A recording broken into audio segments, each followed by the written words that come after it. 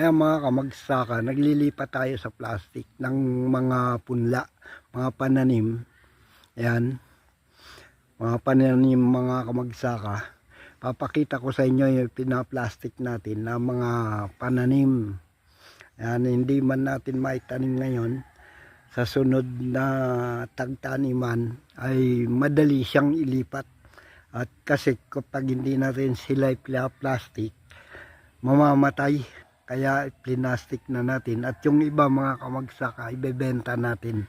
Kung sino yung gustong bumili, yan, magbebenta din tayo. Yan, papakita ko sa inyo mga kamagsaka, yung plastic natin. Ayan mga kamagsaka. Ayan o. Marang. Ayan, marang siya.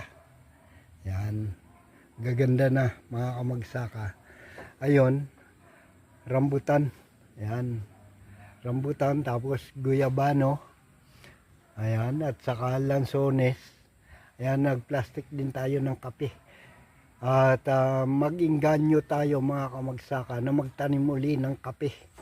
Ayan, kita nyo dito sa aming farm mga kamagsaka, ang gaganda na ng kape, nagbubungahan na.